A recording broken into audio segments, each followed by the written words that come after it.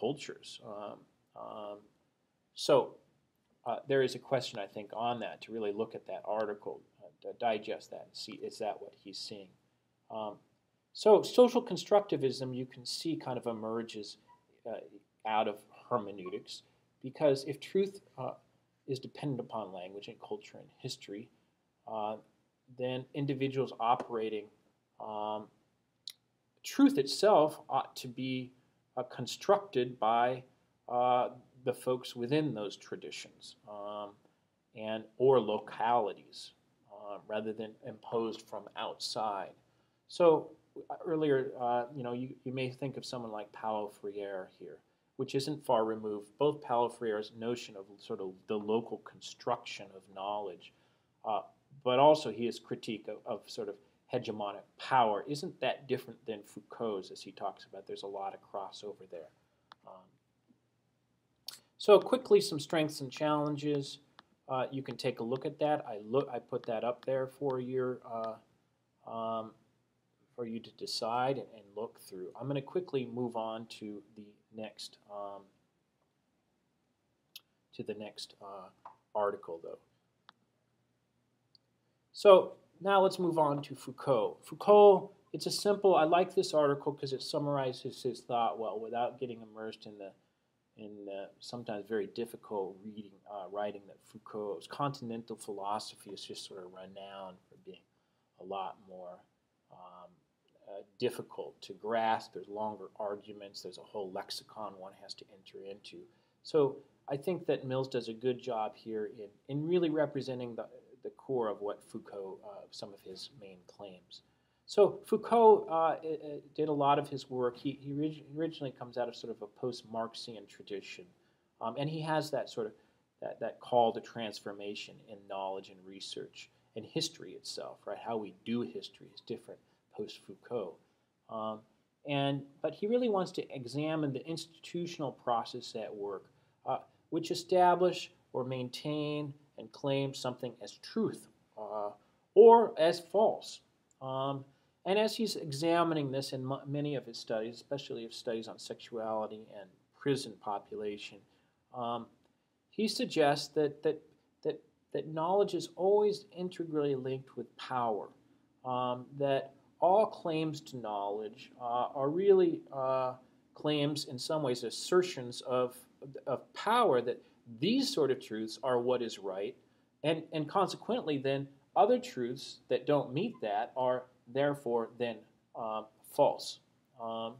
And he's particularly, acknowledges and is aware and brings awareness to folks historically the types of studies that have been done on those people out of power by those people in power, and that it has turned sort of subjects, right, subjective people, these narratives and these contexts, these cultures, with the truth that comes from within them, has turned them into objects of study. So people from outside with particular notions and understandings of, maybe even unaware of it, so in power, about examining and saying something about those that are powerless. And that has been particularly damaging, ethically questionable. So he talks about this as a sort of, especially his critique of the modern sort of project, which is sort of science and rationalism or enlightenment kind of together. That this will to power, will to power is Nietzschean, so he sort of builds off of that. But sort of this will to know, or the will to, he talks about, it sort of is this sort of aggressive, assertive, powerful way in which one certain methods and traditions and groups assert their way of knowing over other people's way of knowing. So he suggests, rather than a pure search after truth, sort of that Platonic sort of truth, he believes that power operates in the processing of information, leading to something being labeled a fact. That's what he sort of really wants to look at. The will to truth is his language. I said will to knowledge earlier, but this will to truth, in which you classify and order truth in a particular way. He He also talks critically, as someone like Freire may, of the sort of every society has its regime of truth. So those people that are in power that sort of control the rules that make up what is true or not, and that he subjects all kind of claims to truth to that as well. Another term, if you're not familiar with, that fits in with Foucault and even critical theorists and really post-Marxian analysis, I think beginning with Gramsci, is this notion of hegemonic. So what does hegemonic mean? Hegemonic is sort of a word to talk about these power dynamics. So in some ways it's political, how groups sort of control knowledge itself, and that people outside of power are taught to learn the knowledge of the elite. But in learning the knowledge of the elite, what it does is disempowers them from their own understanding of reality and schools them in a different way of learning. And within that way of learning, of course, there's been studies done of those that are in the minority. So you learn about yourself through the eyes of those in power if you're powerless. And the critique is that it's done in such a way that keeps folks in powerless. So it's a pretty interesting and critical way of viewing things, and to examine power in this way, to kind of really understand his thought process, is provocative, I think, when you're thinking about doing your own research, especially if you're going to be doing research on minorities and you happen to be in the majority. It's something to really very much consider and to think more about. So again, his analysis of the workings of power and the production of knowledge really is what Foucault is about. What's the solution? Mills does say something here, and even she criticizes it though too in the last pages in this article. But the suggestion is that we do research itself and then history in a way that recovers the memories of those that have lost, or if we're doing research, we allow the voices of the marginal to express for themselves what their reality is, and so that in some ways we talk about the groupe d'information sur les prisons. Sorry, my French isn't so great, but that's referred to his project working with prisoners, and whereby he tried to involve them in the process of knowledge construction itself. Let's now jump to the last one, Lewis. So Lewis is in critical realists. Critical realists, I have a slide there that has a bunch of people and then the individual. But the critical realists believe that these social structures, which we are all born into, right, wherever it is, that these social structures have a causal impact on us as individuals and individual agency. And it doesn't mean, and the follow-up to that, though, is that critical realists also believe, like Baxter, believe that we have an obligation to transform those social structures that we are in. However, they have sort of almost an existence, right, outside of our own self, and they exert causal pressure on us. So in some ways, Boxar's way he talks about social structures is very macro oriented. In some ways, that's because it's a little bit more, if you understand Marxist thought, a little bit more of that influence of Marxist thought. On the other side is Haré and I forgot the other author, who don't want to, they critique sort of, whether this is actually considered causal or not, the ontological argument that they bring in. And they're very hesitant to give power to this structure itself, because their analysis of it, it's not to say that they deny that social structures influence individual agency, but they believe that individual agencies and us as groups in our discourse, discursive sort of ongoings, our discussions and our dialogue, and the rules between us that we choose to be a part of and make up, Um, they favor a lot more of a micro way of viewing that, and they want to give more power to individual agency, and they're hesitant to give power to these social structures.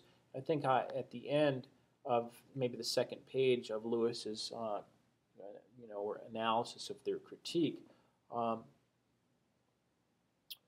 uh, they're a little bit nervous because they believe that the social structures are simply right now just uh, they can be changed, and if you ascribe a sort of objectivity to them, like Baxar they believe does, then they become ossified. It's easier for them to become ossified within society itself and be claimed to be objective, right? Whereas if you're saying that they're really a product, as they want to say, a product of social discursion, a dialogue, discourses, sort of this more of a hermeneutic, less of a structural, right? More of an individual hermeneutic, um, then then they believe that you can transform those sort of unjust social structures, I guess. It's not, it's changed by individual agency and our understanding how those social structures are actually given power. They don't have power outside of us, as Baxar likes to have it. They have power because we give them power. So their effort is really on that. What are the processes of discursive and discourses that actually allow individual agencies, individuals and groups to give power of these social structures over them. So that's kind of at the heart of their debate. Um, Lewis then, in the last pages, forwards a way of reconciling these.